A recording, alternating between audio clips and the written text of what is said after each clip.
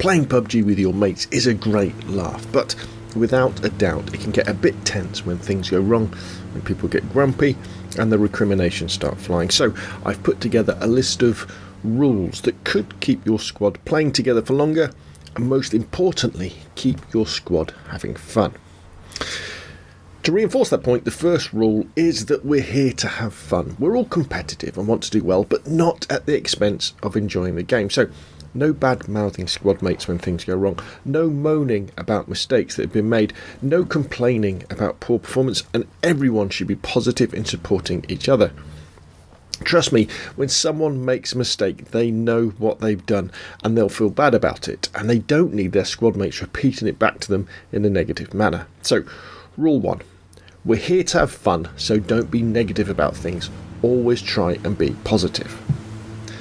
The second rule is that it's a good idea to have someone in charge, to have a squad leader. They should be the ones who place a marker where the squad should drop and then decide on the strategy for the rest of that match.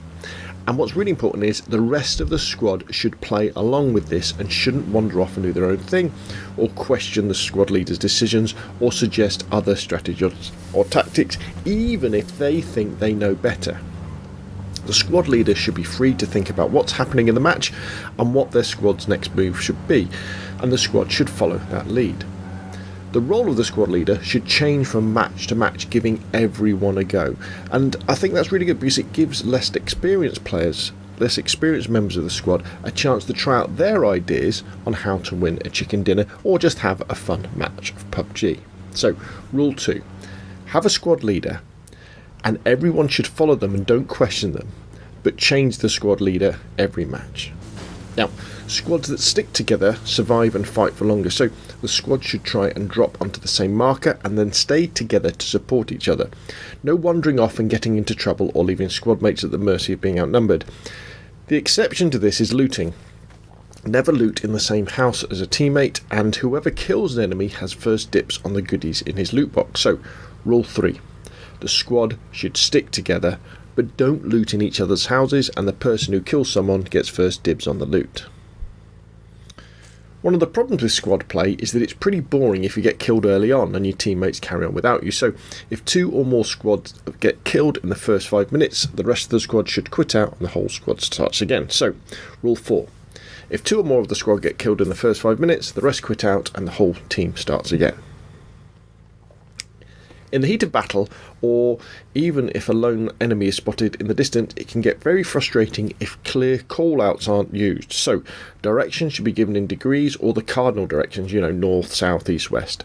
And you can also use the colours of the trees or buildings with an approximation of distance. So, for example, you could say, so imagine you're all looting somewhere, you could say, contact, 1 enemy running towards us down the hill 200 metres away south of my position. Or, contact, 2-man squad pushing towards us at 50 metres away.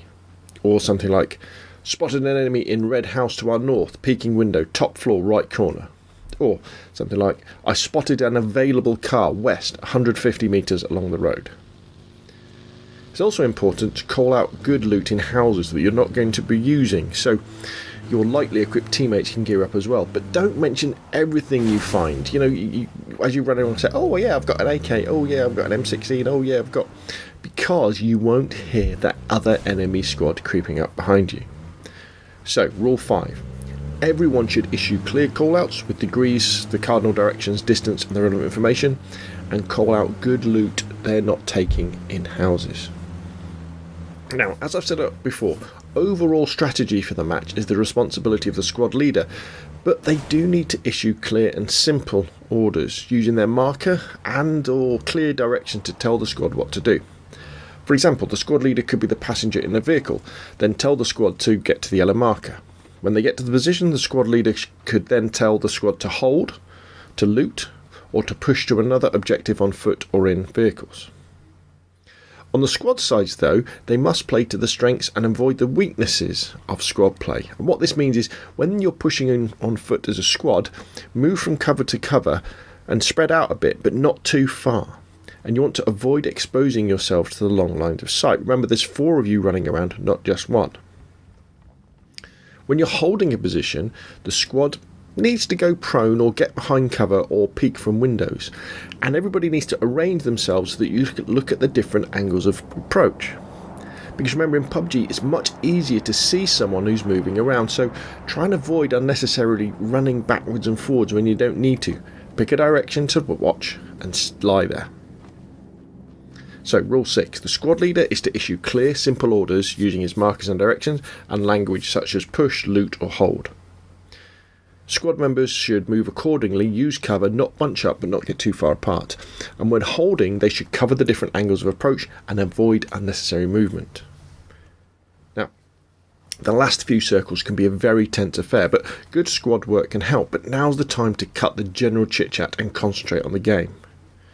If a player has been killed is now spectating, they should call out the time to when the circle will move in 30-second intervals.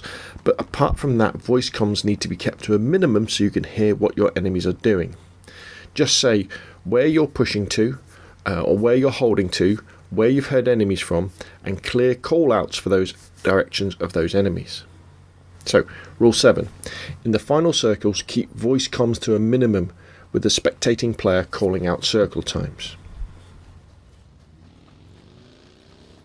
Now, you'll probably have one or more players who are more experienced at those final circle tactics than the others, and now's the time to kind of let them off their leash and do their thing, even if they're not the squad leader. This type of player will probably be fairly aggressive and start taking the lead as soon as they get a sniff of a chicken dinner in the final circles. You'll know who these people are, so feel free to either pass the command to them or just follow their lead, as they're probably going to be doing it anyway. At this stage of the game, things can be changing so fast that you don't have that much time to think, so an experienced member of the squad can really help, and that experience is often the best option to go with. So, rule 8. Don't hesitate in passing command or just following more experienced players when you get to the final couple of circles.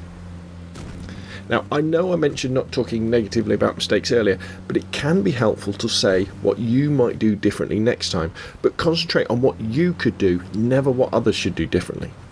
For example, you might say, great game, I only wish I'd checked first before running down that road and I wouldn't have been picked off by that guy behind the rock, or I shouldn't have parked the car there because it was really obvious and I got shot, or I need to be more accurate, unlucky guys. So rule 9 is mention your mistakes but not those of others, and be specific about what you'll do next time to avoid those mistakes you made personally, not everybody else. Finally, it all comes back to fun. If you're playing casual PUBG squads and it isn't fun, your squad just isn't going to stay together for long. So, yet again, rule 10, keep it fun and light-hearted. This is just a game and you should always be positive and supportive of your squad mates. Okay, so hopefully this video has been helpful. If you've enjoyed it, hit the thumbs up. If you want to see more of the same, press subscribe. Thank you very, very much for watching, and I will see you again soon.